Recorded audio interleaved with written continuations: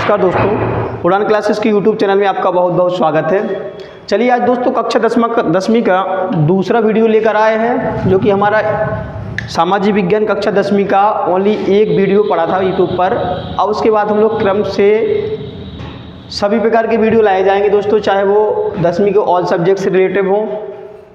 आज दूसरा वीडियो लेके आए हैं, इसमें हम लोग फिर से पढ़ने वाले हैं दोस्तों पुनः संसाधन एवं विकास। तो संसाधन एवं विकास में दोस्तों हम लोगों को क्या पढ़ना है, आज उस पर चर्चा करते हैं। दोस्तों जो हमारा इसमें बहुवैकल्पिक क्वेश्चन के रूप में है, जैसे कि पहला क्वेश्चन है हमारा ऑब्जेक्टिव, लौह अयस्क किस प्रकार का संसाधन है।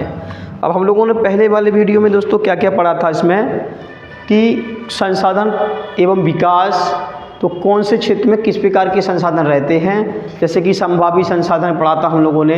आज उससे रिलेटेड हम लोग क्वेश्चन करते हैं। तो लौह अयस्क दोस्तों, जो लोहे से प्राप्त अयस्क होते हैं उनको लौह अयस्क कहा जाता है,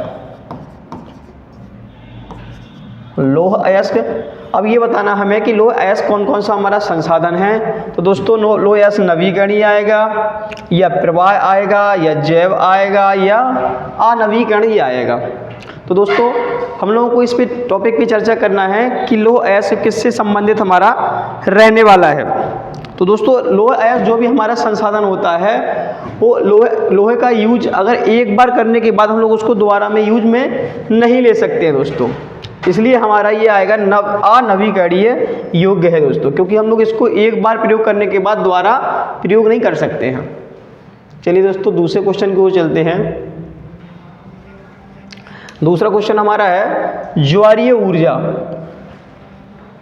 ज्वारीय ऊर्जा का ज्वारीय ऊर्जा निम्न में से किस प्रकार का संसाधन है। हमको क्या बताना है कि ज्वारीय ऊर्जा किस प्रकार का संसाधन है दोस्तों। फर्स्ट ऑप्शन दिया है पुनःपूर्ति योग्य, सेकेंड ऑप्शन क्या दिया गया है अजैव, और थर्ड क्या दिया गया है मानवकृत, और फोर्थ दिया गया है अचक्रीय।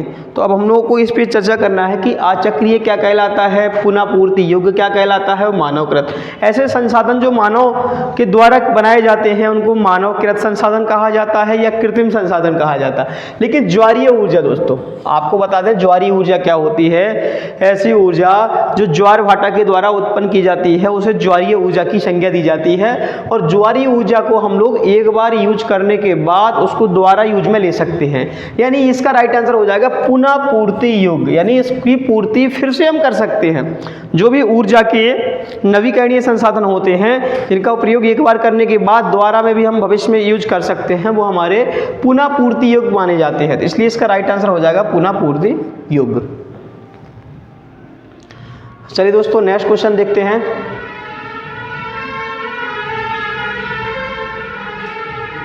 नेक्स्ट क्वेश्चन है हमारा पंजाब कि दोस्तों पंजाब में भूमि निम्नीकरण का निम्न में से प्रमुख कारण या फिर मुख्य कारण दोस्तों क्या है। अब क्या बताना है, पंजाब में भूमि निम्नीकरण।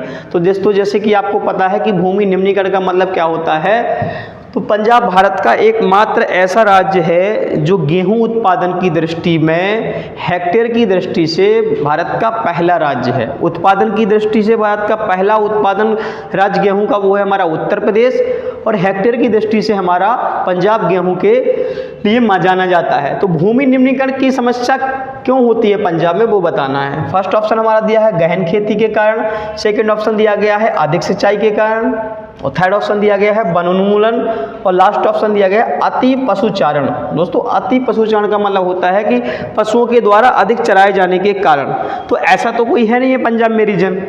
अब एक्चुअल में और देखते हैं वन उन्मूलन, वन का उन्मूलन करना, गहन खेती, अधिक सिंचाई। कई बार दोस्तों क्या होता है कि अधिक से अधिक सिंचाई करने पर भी भूमि निम्नीकरण की समस्या बन जाती है। इसलिए पंजाब की दृष्टि से हमारा राइट आंसर हो जाएगा अधिक सिंचाई, क्योंकि पंजाब भारत का एक ऐसा राज्य है कि जहां पर भारत का सबसे प्रमुख एक बांध सुना होगा भाखड़ा नांगल बांध। भाखड़ा नांगल बांध पंजाब राज्य में सतलज नदी पर स्थित है दोस्तों, और यहीं से एक बैराज निकलता है जिसको कहा जाता है हरिके बैराज, यानी हरिके बैराज। बैराज का मतलब होता है दोस्तों डैम।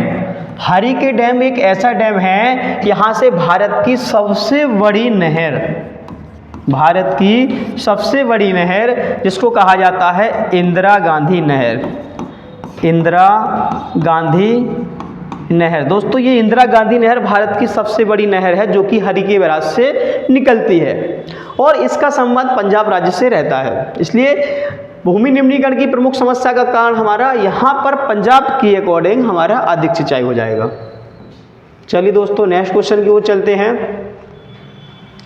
ये दोस्तों आपका जो क्वेश्चन है वेरी इंपॉर्टेंट क्वेश्चन जो कि दिखाया गया है, सोपानी किसी किसी कहा जाता है, स्थानांतरण किसी किसी कहा जाता है या सीढ़ीदार किसी किसी कहा जाता है। दोस्तों अब इसमें क्वेश्चन में ये पूछा गया है कि निम्न में से किस प्रांत में, किस प्रांत, प्रांत का मतलब दोस्तों होता है राज्य, किस प्रांत में सीढ़ीदार या सोपानी खेती की जाती है। दोस्तों तो फर्स्ट ऑप्शन हमारा पंजाब, सेकंड ऑप्शन हमारा उत्तर प्रदेश का मैदान, थर्ड ऑप्शन दोस्तों हमारा हरियाणा और फोर्थ ऑप्शन उत्तरांचल। अब एक्चुअल में आपको पंजाब में देखा जाए तो पंजाब में सीढ़ीदार खेती नहीं की जाती दोस्तों, उत्तर प्रदेश में भी नहीं की जाती है क्योंकि उत्तर प्रदेश ज़्यादातर इलाका पहाड़ी नहीं है। यहाँ पे जो पहाड़ी ढलानी क्षेत्र होते हैं वहाँ पे एक ढलान के रूप में सोपान कृषि की जाती है। तो अब ये आप स्टेट वाइज लगा सकते हैं कि देखो हरियाणा भारत का ऐसा राज्य है जहाँ पे सबसे कम वन पाए जाते हैं। दोस्तों वन के अकॉर्डिंग भारत में सबसे ज़्यादा वन पूछा जाता है कहाँ पाए जाते हैं, तो वो हमारा मध्य प्रदेश, और सबसे कम तो वो कि हमारे हरियाणा। दोस्तों सोपान किसी पहाड़ी ढलानों पर उत्तराखंड में पाई जाती है और उत्तराखंड को ही दोस्तों क्या कहा जाता है, उत्तरांचल। इसे उत्तराखंड भी कहा जाता है। आपको बता दें ये हमारा सन 2000 में विकसित राज्य है, सन 2000 में इसकी स्थापना की गई थी। उत्तराखंड के वर्तमान सीएम हमारे पुष्कर सिंह धामी। कौन है दोस्तों, सीएम पुष्कर सिंह धामी।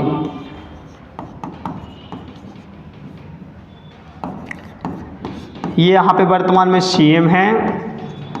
और उत्तराखंड भारत का एक प्रमुख ऐसा राज्य है जहाँ पर पहाड़ी ढलानों पर सोपानी खेती की जाती है। इसलिए इसका राइट आंसर हो जाएगा दोस्तों उत्तरांचल, या इसी को बोलते हैं हम लोग उत्तराखंड। इससे हमारे ज्योग्राफी से काफ़ी क्वेश्चन बनते हैं। पूछा जाता है फ्लावर्स वैली कहाँ है, हमारे फूलों की घाटी पूछा जाता है दोस्तों, तो फूलों की घाटी हमारा उत्तराखंड में ही पाई जाती है। गढ़वाल हिमालय उत्तराखंड में पाई जाती है। एक और क्वेश्चन आता है दोस्तों कक्षा 10वीं के सामाजिक विज्ञान की दृष्टि से बहुत ही इंपॉर्टेंट क्वेश्चन एक आता है चिपको मूवमेंट्स, अर्थात चिपको आंदोलन। वो भी हमारा कहाँ से, किस राज्य से संबंधित है दोस्तों, इसी राज्य से, उत्तराखंड के चमोली जिले में इसका प्रायोजन किया गया था। जो कि चिपको आंदोलन के नेता पूछे जाते हैं दोस्तों, तो चिपको आंदोलन के प्रमुख नेता हमारे सुंदरलाल बहुगुणा, चंडी प्रसाद भट्ट एंड गौरा देवी, तीन लोगों के नाम आते हैं दोस्तों। चलिए नेक्स्ट क्वेश्चन की ओर चलते हैं। अब पूछा जाता है दोस्तों कि इनमें से किस राज्य में काली मृदा पाई जाती है। दोस्तों काली मृदा के बारे में पूछा जाता है, भारत के किस राज्य में काली मृदा अर्थात काली मिट्टी पाई जाती है। काली मिट्टी से संबंधित भारत का प्रमुख राज्य कौन सा है दोस्तों, तो इस क्वेश्चन के ऑप्शन के अकॉर्डिंग बताना है। आप बता सकते हैं कि फर्स्ट ऑप्शन क्या दिया गया है हमारा जम्मू कश्मीर, सेकंड ऑप्शन हमारा राजस्थान, थर्ड ऑप्शन हमारा गुजरात और फोर्थ ऑप्शन हमारा झारखंड। दोस्तों जम्मू कश्मीर भारत का उत्तरी राज्य है। कौन सा राज्य है, उत्तरी राज्य है।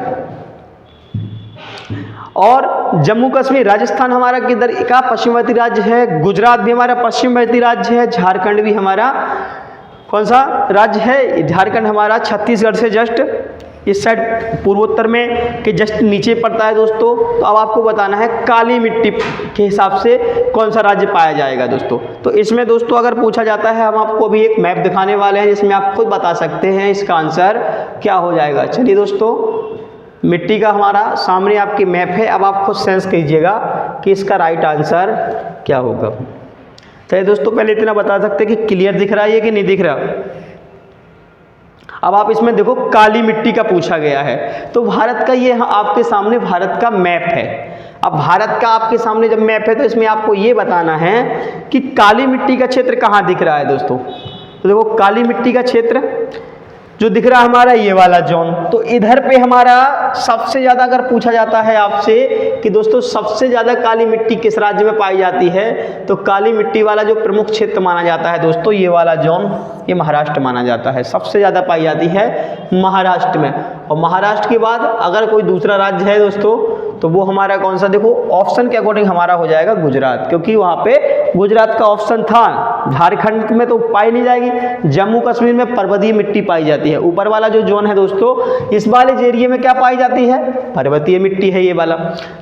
काली मिट्टी का क्षेत्र तो दोस्तों यही है हमारा। अब पूछा गया था काली मिट्टी, तो राइट आंसर हो जाता उसका गुजरात। अब यहाँ देखो भारत के अगर पूछा जाएगा भारत के सबसे ज़्यादा क्षेत्रफल पर कौन सी मिट्टी पाई जाती है दोस्तों, तो भारत के सबसे ज़्यादा क्षेत्रफल पर जलोढ़ मिट्टी पाई जाती है। कौन सी मिट्टी पाई जाती है, जलोढ़। पूछी जाती है जलोढ़ मिट्टी कितने प्रकार की होती है, तो दोस्तों जलोढ़ मिट्टी 2 प्रकार की होती है, पुरानी जलोढ़ एंड नवीन जलोढ़। पुरानी जलोढ़ मिट्टी को बांगर कहा जाता है और नवीन जलोढ़ मिट्टी को खादर कहा जाता है दोस्तों। आपके कक्षा 10वीं में काफ़ी इंपॉर्टेंट क्वेश्चन आते हैं कि बागर और खादर में अंतर बताइए, बागर क्या है, खादर क्या है। तो दोस्तों भारत के संपूर्ण क्षेत्रफल पर पाई जाने वाली मिट्टी हमारी कौन सी है, वो है जलोढ़ मिट्टी। अब पूछा जाता है लाल मिट्टी वाला क्षेत्र कहाँ है दोस्तों, तो स्पष्ट आपको मैप में दिख रहा है कि लाल मिट्टी का क्षेत्र हमारा कहाँ है। तो दोस्तों लाल मिट्टी सबसे ज़्यादा पाई जाती है इन राज्यों में। एक तो हमारे दक्षिणवर्ती राज्यों में भी लाल मिट्टी पाई जाती है, और ये हमारा जैसे कि झारखंड, छत्तीसगढ़, नीचे तमिलनाडु। मरुस्थल मिट्टी के बारे में पूछा जाएगा दोस्तों, तो मरुस्थल भारत का एकमात्र है जिसे कहा जाता है थार का मरुस्थल, अर्थात थार डेजर्ट, जो कि राजस्थान में है। तो दोस्तों स्पष्ट आपको दिख रहा है कि मरुस्थल मिट्टी हमारी कहाँ पाई जाती है, तो पाई जाती है हमारी राजस्थान में पाई जाती है। पर्वतीय मिट्टी ऊपर पाई जाती है। दोस्तों लेटराइट मिट्टी के बारे में भी पूछा जाता है, तो लेटराइट मिट्टी दोस्तों कहाँ पे पाई जाती है, अरब सागर, अर्थात कौन सी खाड़ी, खंबात की खाड़ी के अंतर्गत पाई जाती है, जो कि नीचे अरब सागर के नीचे पाई जाती है दोस्तों। और पूछा जा सकता है इसमें कि कछारी मिट्टी किसे कहा जाता है, तो दोस्तों कछारी मिट्टी काली मिट्टी को ही कहा जाता है। ये चिकनी मिट्टी सबसे ज़्यादा होती है, और काली मिट्टी पूछा जाता है किस फसल के लिए उपयुक्त मिट्टी है, तो दोस्तों काली मिट्टी सबसे ज़्यादा किसकी फसल के लिए है, तो अधिकांश तरह पर पूछा जाता है काली मिट्टी को कपास की फसल के लिए फेमस माना जाता है। सबसे फेमस हमारी कौन सी फसल के लिए है, तो काली मिट्टी दोस्तों कपास की फसल के लिए प्रमुख रूप से मानी जाती है उपयोगी। चलिए दोस्तों इस वीडियो में इतना ही। इसके आगे दोस्तों नेक्स्ट वीडियो में आपको और ऑब्जेक्टिव क्वेश्चन लेके आएंगे, जो कि आपको अति लघुत्तरीय, लघुत्तरीय और दीर्घ उत्तर क्वेश्चन कराए जाएंगे। तब तक के लिए दोस्तों धन्यवाद। जय हिंद, जय भारत।